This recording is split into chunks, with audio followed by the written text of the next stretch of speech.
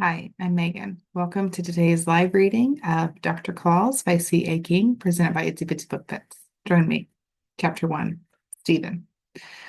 Owning a Jeep was a lifestyle choice, one which was only fully understood after the purchase was completed.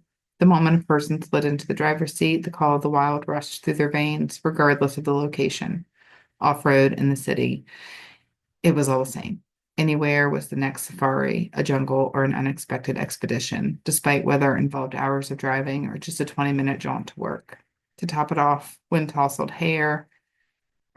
top off, wind tousled hair, freeing the spirit. With it on, raging elements were no more than bugs squished on the windshield.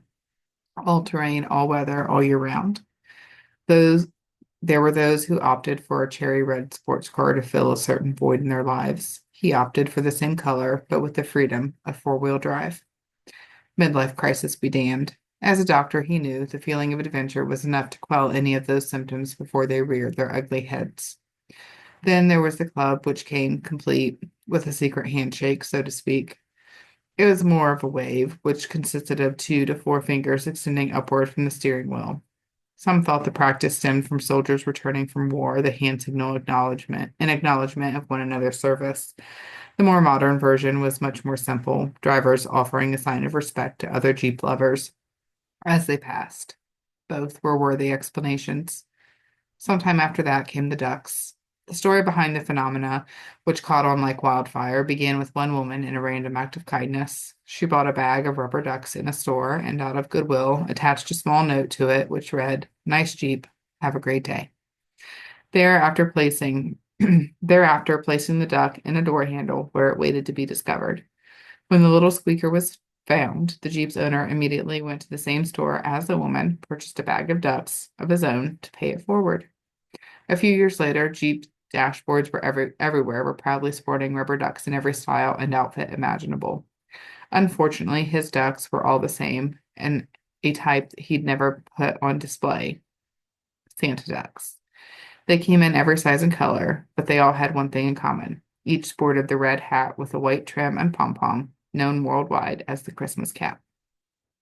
There were variations, of course. Some sported a knitted scarf, others sunglasses. There were tiny presents attached, stockings, bells, wreaths, poinsettias, the nice list or the naughty list.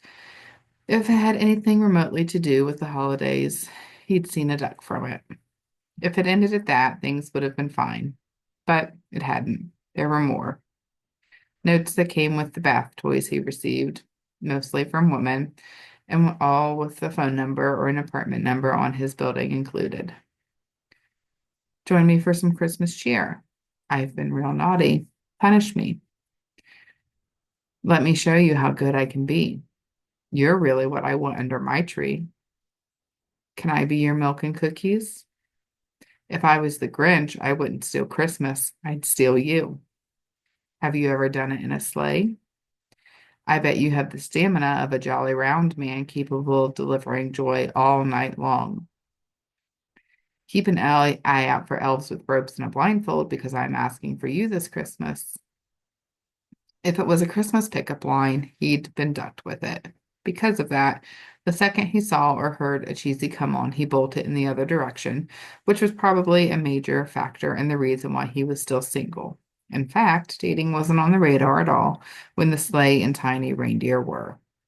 Stephen hopped behind the wheel, tossing a handful of rubber duckies into a bin in the back seat. The moment Halloween was over, his dash and door handles filled with the things, and all because his last name was Claus and his first initial was S. All his life, there'd been torment over that name. No one cared that the S stood for Stephen and not Santa. No one noticed the E on the end of Claus. People saw what they wanted to, especially when it came to the holidays. Because of that, the most wonderful time of the year was the absolute worst for him.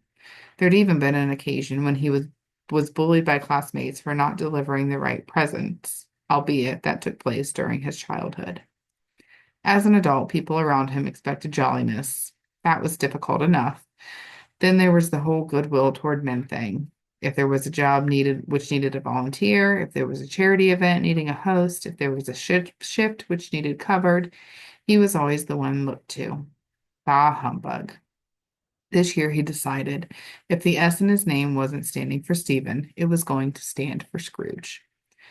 A quiet holiday was in the cards for once. No one was standing in his way. Chapter 2. Leeona.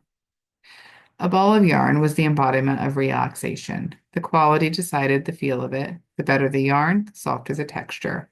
Likewise, the lower the caliber, the scratchier it fell against the skin. Both had their benefits. The only important detail about wool was making sure it was, well, woolly. Natural fiber wasn't strictly for food anymore. It was growing in popularity for its therapeutic benefits. The repetitive nature of crafts involving needlework was akin to yoga and, in recent years, considered a form of meditation. That's how the Moms Knitting Circle of Eastport General began, to alleviate the stress of having an ill child restricted to a hospital bed. They supported one another. They cried with one another. They made unique items to whittle away the hours together. If it could be knitted or crocheted, one of the moms was doing it. The club also provided that wee bit of socializing necessary to remain sane, while providing an outlet to stay creative and productive. There were many uses for their creations, too. Some were given to hospitalized children, some were sold for charitable donations, some were sold for profit. For a single mom with an ill or terminally ill child, a full-time job wasn't an option. Income mainly consisted of government handouts and charitable donations. Making handcrafted items was an alternative to welfare, or in some cases boosted low incomes to more stable levels. Of course, nothing was quite that easy. There needed to be an outlet from which to sell. Luckily, Leona's sister was an indie jewelry crafter and willing to peddle both their wares at weekend markets. So, Minerva said in her usual nasal tone, how are things coming along? Fine, Leona answered, raising the almost completed scarf in the air. That wasn't what the other woman was referring to, though. She knew it, but wasn't looking forward to that conversation. Avoiding conflict like the plague was her motto. Psst. Minerva arched one brow while lowering the other slightly at the same time. Oh, Leona sighed, you meant the calendar. Well, it still has a bit of a hiccup. I'm working on it, though. Hiccup? Minerva echoed. It's more like projectile vomiting, if you ask me. It's not that bad, Leona replied. I'm just missing one doctor for the calendar. I'll find him. I just need a bit of time. Time? Minerva echoed again. How much time do you think I have? My cousin Lenny agreed to donate the photo shoot and the printing cost during the off-peak season. Now it's the holiday rush, and you still have 1 month not booked.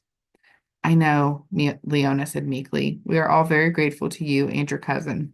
The calendar wouldn't be possible without you both. Darn right, Minerva huffed. Unfortunately, Lenny is on the verge of canceling the whole thing. She shrugged. He has to make a living, right? He can't, Leona exclaimed. We already have so many orders, and the children are counting on us to make their wishes come true for Christmas. He can, Minerva bellowed back, and he will. You have 48 hours to book a Dr. December, or there won't be a charity calendar, and we will have to figure out funding another way. A deadline. Nothing was worse. At first, it seemed as if the job of finding the doctors to model was going to be easy peasy, and it was for the first 11. Eastport General was blessed with a plethora of handsome doctors willing to take one for the kids. After finding November, things took a turn for the worse.